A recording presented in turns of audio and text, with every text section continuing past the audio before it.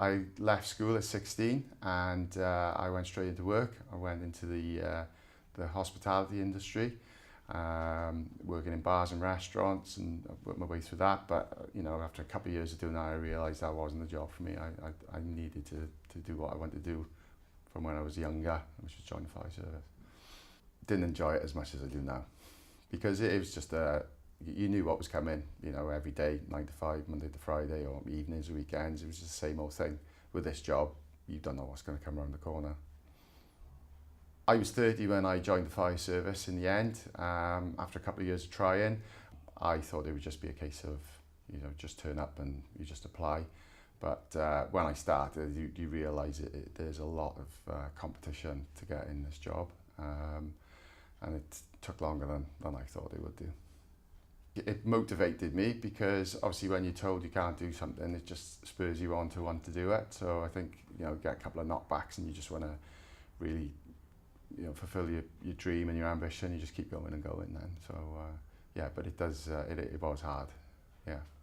I started with the London Fire Brigade in 2001. I was stationed in a place called Hayes, which is in Middlesex, which is next to Heathrow Airport. So it was a busy station. Obviously we were back and forth to the airport quite a bit, and we covered the motorway and lots of different areas and lots of variation of calls.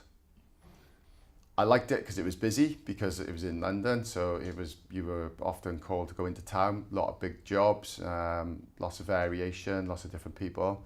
What I didn't like about it was, because at the time I was still living at home, so I would travel back and forth and I would stay up there for 4 days a week. So it was the travelling and the distance that was the main downfall. And I had a young family, and it put a lot of strain on my marriage and obviously the kids as they were growing up, so I missed out on quite a bit of stuff then.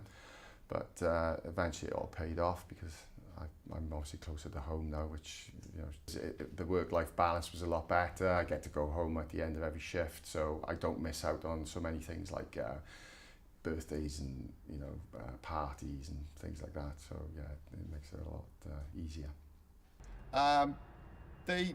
They've grown up knowing that the job that I do, and they're very proud of what I do, and the same as I'm proud of what they've achieved.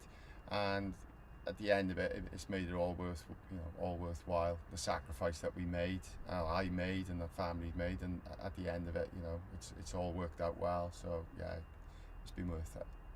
I still think the job is very rewarding. I've been doing it 17 years now, and there's not a day where I haven't wanted to come into work. I can't see that changing, and as long as that continues, then I'll be happy. Is there anything you change about your job? The pay.